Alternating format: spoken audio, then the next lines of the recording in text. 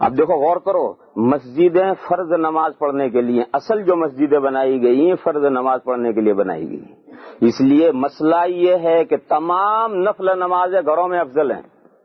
یہ تو مسئلہ حضرات نے سنا ہی ہوگا، تمام نفل نمازیں گھروں میں افضل ہیں، حتیٰ کہ سنت مؤکدہ یہ بھی گھروں میں افضل تھی،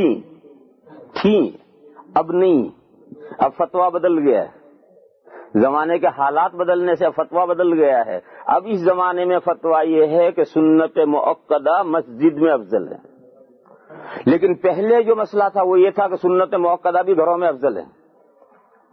اب یہ فتویٰ کیوں بدل گیا ہے؟ زمانہ بدل گیا، زمانہ ایکسپریس ہو گیا، اور ہر آدمی ویری بزی، کچھ کام نہیں کرتا، وہ ویری ویری بزی، جس کے پاس بالکل کوئی کام نہیں ہے وہ 2 مرتبہ ویری لگائے گا۔ اور زمانہ اتنا فاسٹ ہو گیا ہے کہ یہاں تو کوئی سڑک پر ملتا ہی نہیں۔ آپ کراچی میں، دلی میں، بمبئی میں، کلکتہ میں، ڈھاکہ میں سڑک پر کسی مسلمان سے ملیے، سلام کیجئے، اسے پتہ ہی نہیں کہ میرے سامنے سے کوئی گزر رہا ہے، وہ اتنا مگن اپنے کام میں دوڑتا ہوا جا رہا ہے، اتنا آدمی فاسٹ زندگی ہو گئی اس کی۔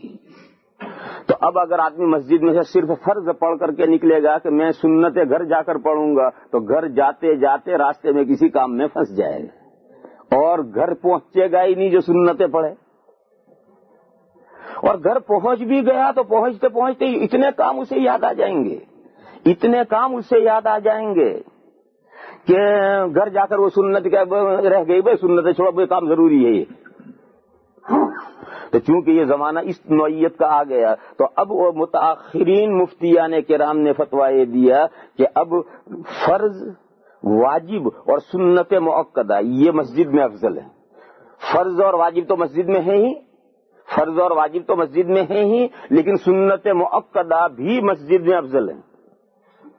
سنت مؤکدہ 12 رکعتیں ہیں، سنت مؤکدہ 12 رکعتیں ہیں، ظہر سے پہلے 4، ظہر کے بعد 2، مغرب کے بعد 2، عشاء کے بعد 2 اور فجر کے بعد 2،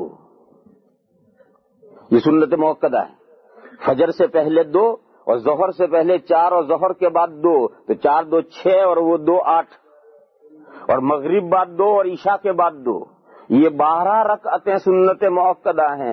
یہ سنت مؤکدہ اور فرض نماز اور واجب نمازیں یہ مسجد میں افضل ہیں۔ اب تو فتویٰ یہ ہے، لیکن پہلے جب ایسی صورتحال نہیں تھی، اس وقت تو مسئلہ یہ تھا کہ مسجد میں فرض نمازیں پڑھنے کے لیے مسجدیں ہیں، باقی سب نفلیں گھروں میں افضل ہیں۔ ہر آدمی جائے گا اور اپنے گھر میں جا کر کے نفلیں پڑھے گا۔